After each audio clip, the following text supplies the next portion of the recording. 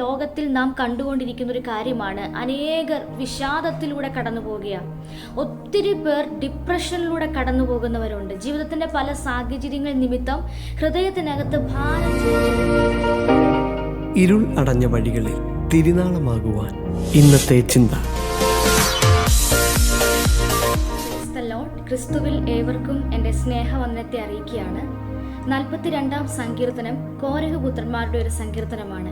അതായത് ദാവീദിന്റെയും ശലോമോന്റെയും ഒക്കെ കാലഘട്ടത്തിൽ വളരെ ഇൻഫ്ലുവൻസ്ഡ് ആയിട്ടുള്ള വർഷിപ്പ് ലീഡേഴ്സ് ആയിരുന്നു കോരഹ് പുത്രന്മാർ.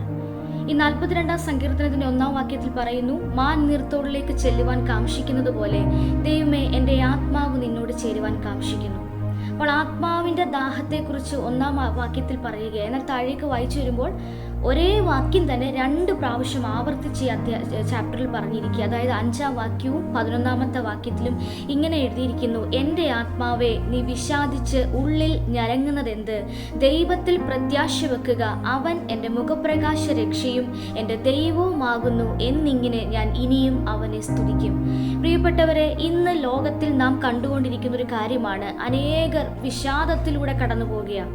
ഒത്തിരി പേർ ഡിപ്രഷനിലൂടെ കടന്നു പോകുന്നവരുണ്ട്. ജീവിതത്തിന്റെ പല സാഹചര്യങ്ങൾ നിമിത്തം ഹൃദയത്തിനകത്ത് ഭാരം ചുമക്കുകയാണ്. സ്തോത്രം. അപ്പോൾ സങ്കീർത്തനക്കാരൻ ഇങ്ങനെയാണ് പറയുന്നത്, എൻ്റെ ആത്മാവെ നീ വിഷാദിച്ച് ഉള്ളിൽ ഞരങ്ങുന്നതെന്ത്? അപ്പോൾ എപ്പോഴൊക്കെ നമ്മുടെ ഹൃദയത്തിനകത്ത് ഭാരമുണ്ടാകുമോ, എപ്പോഴൊക്കെ നമ്മുടെ ഹൃദയത്തിനകത്ത് ഡിപ്രഷൻ പോലെ പ്രതിസന്ധികൾ നമ്മുടെ ഹൃദയത്തിനകത്ത് ഭാരമായി വെളിപ്പെട്ടു വരുമ്പോൾ നമ്മുടെ ആത്മാവിന് ഒരിക്കലും ഒരു സ്വസ്ഥതയോടെ ഒരു പീസ്ഫുൾ ആയ ഒരു അന്തരീക്ഷം നമുക്ക് ഒരിക്കലും കിട്ടത്തില്ല.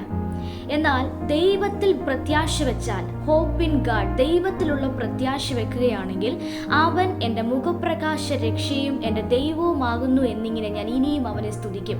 ഒരു വ്യക്തിയുടെ ലൈഫിനകത്ത് എന്തെങ്കിലും ഭാരം ഒരു വ്യക്തിയുടെ ഹൃദയത്തിനകത്തുണ്ടെങ്കിൽ പെട്ടെന്ന് അവൻ്റെ ഫേസിൽ അത് റിഫ്ലക്റ്റ് ആവും. നമ്മുടെ ഹൃദയത്തിൻ്റെ കണ്ണാടിയാണ് നമ്മുടെ മുഖം എന്ന് പറയുന്നത് പോലെ ഹൃദയത്തിൽ എന്തെങ്കിലും ഭാരമുണ്ടെങ്കിൽ നമ്മുടെ മുഖത്തത് പെട്ടെന്ന് അറിയുവാനായിട്ട് സാധിക്കും. എന്നാൽ വചനം പറയുക, ദൈവത്തിൽ പ്രത്യാശ വെക്കുന്ന ഒരു ദൈവഭയത്തിനെ സംബന്ധിച്ച് അവൻ്റെ മുഖപ്രകാശ രക്ഷ, അവൻ്റെ വെളിച്ചം, അവൻ്റെ ഗ്ലോറി എന്ന് പറയുന്നത് ദൈവത്തിലൂടെയുള്ള സമാധാനത്തിലൂടെ അവൻ്റെ ഫേസിൽ അത് റിഫ്ലക്റ്റ് ആയിട്ട് കാണുവാനായി സാധിക്കുന്നുണ്ട്. അങ്ങനെയെങ്കിൽ ഈ ചെറിയ സന്ദേശത്തിലൂടെ നാം മനസ്സിലാക്കുക, ആരെങ്കിലുമൊക്കെ ഡിപ്രഷനിലൂടെ വിഷാദത്തിലൂടെ ആത്മാവിൽ ഞരങ്ങുന്നവരായി പ്രതീക്ഷകളെല്ലാം അറ്റിരിക്കുന്നവരായി ആരെങ്കിലും ഈ ദൈവശബ്ദം കേൾക്കുന്നുണ്ടെങ്കിൽ നിങ്ങളുള്ള ദൈവശബ്ദമാണ്, ദൈവത്തിൽ പ്രത്യാശ വെക്കുക. Put your hope in God. ദൈവത്തിൽ പ്രത്യാശ വെച്ചാൽ നമ്മുടെ മുഖം ഒരിക്കലും ലജ്ജിച്ചു പോകാൻ ദൈവം സമ്മതിക്കുകയില്ല.